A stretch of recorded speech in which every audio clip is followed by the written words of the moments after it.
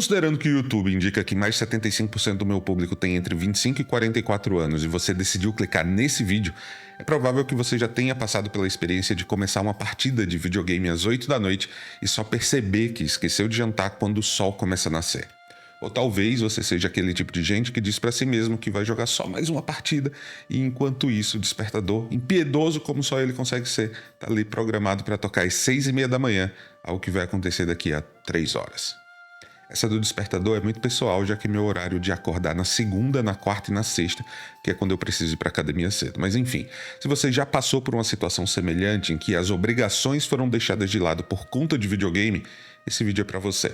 E se não for o caso, fique por aqui também para ver como pode ser triste a vida de alguém que tem um monte de responsabilidade, mas só queria estar jogando um pouquinho mais. Esse vídeo, especificamente, só existe porque Civilization VII foi lançado e, como um fã da franquia, eu decidi desembolsar uma quantidade razoável de dinheiro para jogá-lo. O problema, no entanto, é que esse jogo é um sumidouro de horas maior do que qualquer buraco negro mostrado no Veritasium, que é um canal sobre ciência que costuma ser a minha companhia durante as refeições e eu recomendo muito. Para quem não sabe, Civilization é um jogo de estratégia por turnos que permite construir e gerir um império desde a pré-história até os dias de hoje, decidindo questões diplomáticas, culturais, tecnológicas e, obviamente, militares. E embora soe bastante sério, a franquia tem um histórico notório de transformar os seus fãs em zumbis insones, implorando por só mais um turno e adiando compromissos na vida real. E com o lançamento de cada nova edição, os jogadores de Civ são divididos em dois grupos. Aqueles que ainda conseguem manter alguma disciplina e ir para a cama antes das 4 da manhã, e os que simplesmente sucumbem à sedução dos pixels. Hoje em dia, é muito difícil eu virar a madrugada jogando, mas ontem eu acordei às 7 da manhã e eu só me levantei da cadeira do computador às 14 horas, depois que eu terminei a minha primeira partida de Civilization VII. Eu passei pelas 3 eras com a Hatshepsut, começando no Egito e terminando na Rússia, o que pode ser esquisito, mas depois eu joguei mais alguns inícios de partidas para entender melhor alguns sistemas, e ao final do dia foram 11 horas de jogo. Essas horas se converteram rapidamente em um sentimento de culpa e, felizmente, a culpa se converteu em produtividade para escrever esse roteiro. Então nem tudo foi perdido. Mas a dúvida que rege numa situação como essa é de como, em nome de Sid Meier, se equilibra o controle de um império por milênios com a vida adulta. Porque assim, enquanto nós somos adolescentes, tá tudo bem a gente abrir mão de algumas notas na escola e umas noites de sono, porque não tem nenhuma consequência imediata além de puxão de orelha dos nossos pais. Só que depois de velho, depois que os boletos começam a aparecer na porta com seu nome escrito, fica mais difícil. Cada hora, cada compromisso disputa espaço numa agenda apertada. E eu não sou casado, não tenho filhos, e eu trabalho com videogame, e ainda assim já é difícil. Então, é uma situação em que eu só posso dar parabéns para quem consegue conciliar o jogo com reunião de trabalho e a educação de pequenos bárbaros, enquanto ainda avança na árvore de diplomacia que é um casamento.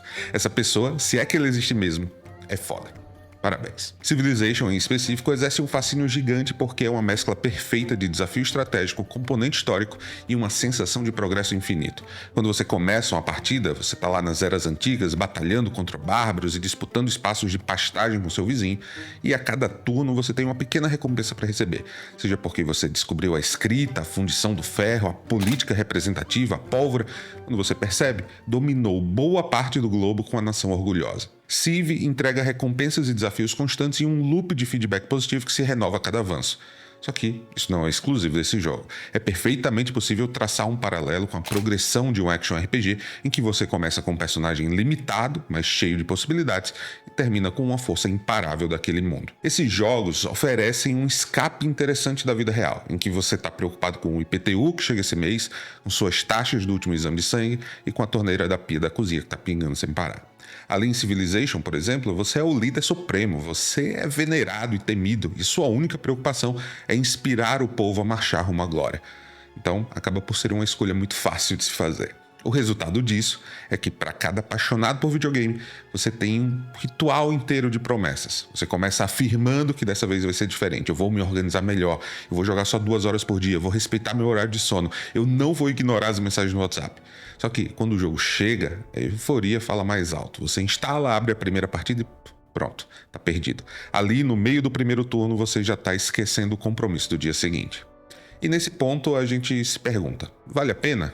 E a resposta é aquela ambígua de sempre. Vale se você conseguir conciliar. Porque nem todo jogo que consome centenas de horas é necessariamente um desperdício de tempo. Ele pode ser uma fonte de satisfação pessoal, pode ser uma fonte de aprendizado e até de interação social, caso você jogue em modo multiplayer com seus amigos. Minha experiência, depois de anos alternando entre as exigências da vida adulta e alguns títulos infinitos, tipo LoL, Magic Arena, Lore, TFT, Diablo e o mais recente Path of Exile 2, a solução é aprender a perder. Aceitar que nem sempre a gente vai chegar até o fim de todas as partidas ou que a gente vai alcançar todas as conquistas. Às vezes a gente abandona um save glorioso na metade e volta quando der. Ou às vezes, com muita dor no coração, a gente aceita que vai jogar menos. Não tem nada errado em prolongar a campanha por várias semanas, mesmo que você só consiga jogar uns 30 minutos por dia. E pense do lado positivo, porque cada vez que você retorna para avaliar suas estratégias com a cabeça fresca, talvez você evite algumas besteiras que iria fazer quando estava movido por pura empolgação. Talvez não. A maturidade também nos ensina o valor de colocar um limite pré-determinado. Então, vou jogar 1h30 e pronto. E é difícil, mas depois que isso se torna um hábito, a gente ganha um controle maior. Sem contar que, às vezes, dá tempo de estudar um pouco a situação em cada retorno, como se fosse um pequeno brainstorm. Você fica mais estrategista e menos impulsivo. E de quebra, você não é um zumbi no trabalho na segunda-feira. Fato é que a gente quer construir, dominar, criar, explorar e, acima de tudo, sentir que há sempre um turno a mais para fazermos tudo melhor. A vida adulta é praticamente a mesma coisa, só que com menos animações em 3D e mais boletos.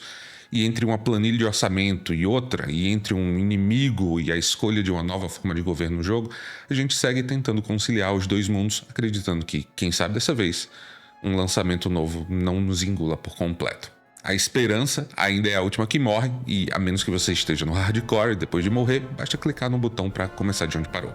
Não custa nada tentar.